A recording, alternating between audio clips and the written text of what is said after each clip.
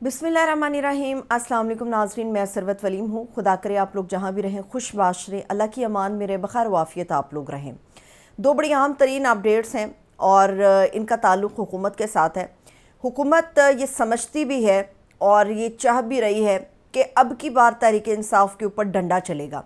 डंडा तो पहले भी चलता रहा है, मगर अब की बार जो डंडा चलेगा वो घरों से निकलने नहीं देगा।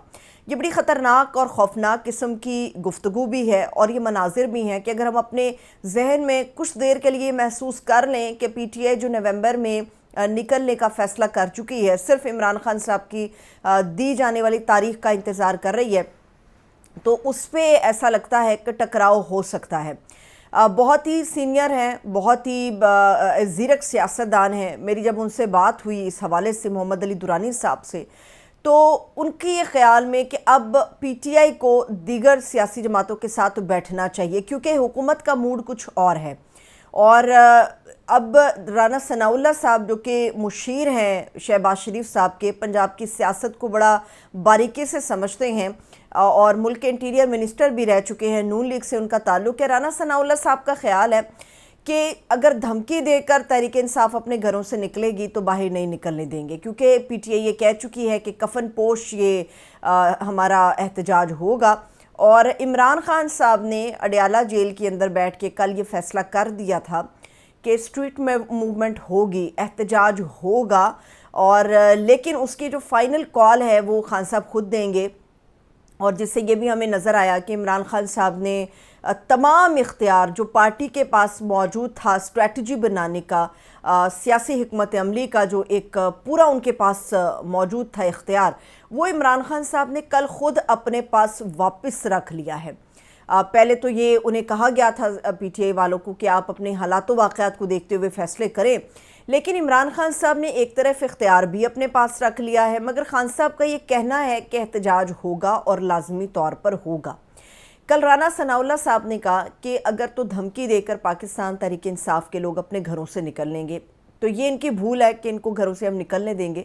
और दूसरी बात ये कि उनके भी रवैये में एक धमकी भी थी और स्टेट की पावर को भी उन्होंने कल आसमा शहराजी के प्रोग्राम में बैठ के शो किया। उन्होंने कहा कि अब की बार जो इंतज़ामिया करेगी वो तहरीक इंसाफ वाले सोच भी नहीं सकते। इंतज़ामिया इतने आहनी हाथों के साथ इनसे निमटने का पूरा प्लान तरतीब दे चुकी है, क्योंकि इस्लामाबाद के अंदर जिस नौइयत का एहतजाज हुआ वो हम जैसे तमाम लोग समझ रहे थे कि शायद यही वो आखिरी कॉल है, यही वो एक कड़ी है जिससे तहरीक इंसाफ अपने मुतालबात को पूरा करवाएगी। लेकिन वहाँ पर लीडरशिप पीछे चली गई और जो भी हालात वाक़यात उसके ऊपर बने, अब की बार हुकूमत कह रही है कि ऐसा नहीं होगा। लेकिन एक जो इम्पॉर्टेंट और भी चीज़ थी वो ये कि कल भी राना सनाउल्लाह ने बैठ के पाकिस्तान तहरीक इंसाफ को जो है वो दावत दी है कि आइए हमारे साथ बैठे। लेकिन प्रॉब्लम ही सारा यहाँ पर है। प्रॉब्लम ये है कि इमरान खान साहब और PTI और करोड़ों अवाम ये समझते हैं कि उनका मैंडेट चोरी हुआ, उनका वोट चोरी हुआ है, और जो चोर हैं उनके साथ बैठ के क्या बातचीत हो सकती है। लेकिन हुकूमत का ये मौक़िफ़ है कि इस्टेब्लिशमेंट के साथ किसी और मामले के लिए बातचीत होती है, हुकूमत लेने का वो इख्तियार होता है।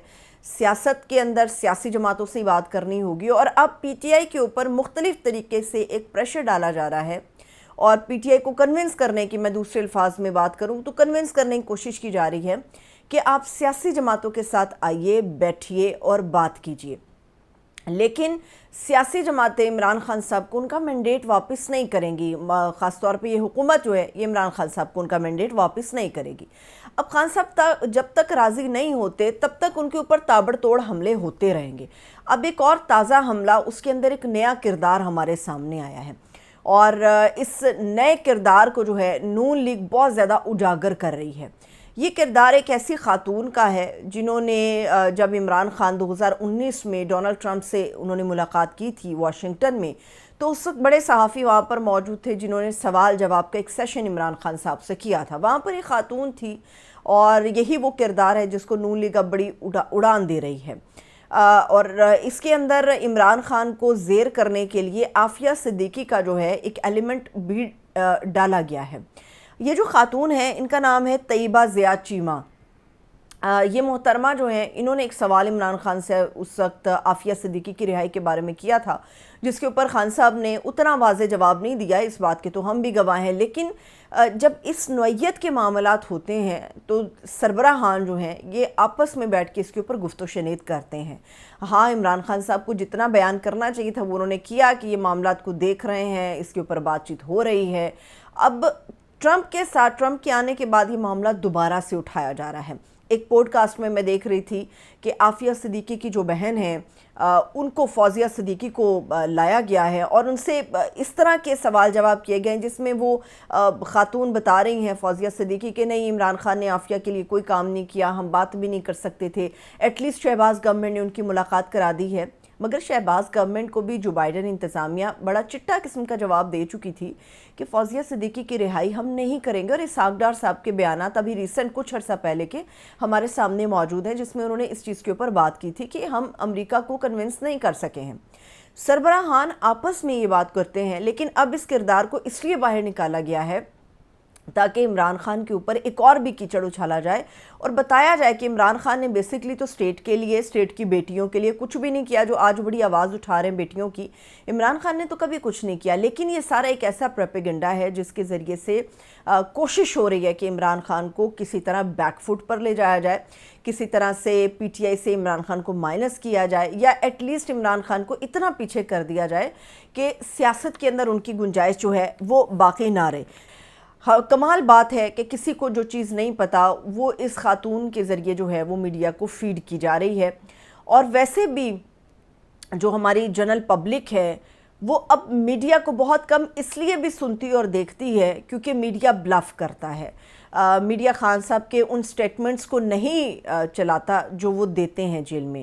آپ پیپرز دیکھ لیں، آپ کچھ بھی دیکھ لیں، وہ سب بالکل بلیک آؤٹ ہے، لیکن جو لوگ عمران خان صاحب کے ملتے ہیں یا جو لوگ عمران خان کو فالو کرتے ہیں یا جو اڈیالہ کے اندر باہر آنے جانے کا سلسلہ ہے، اب تو ملاقاتوں پہ بھی پابندی ہٹ گئی، تو وہ صرف عمران خان صاحب کا جو ایک ورژن ہے یا عمران خان صاحب کا جو سٹیٹمنٹ ہے اس کو پبلک کے سامنے لے کر آتے ہیں۔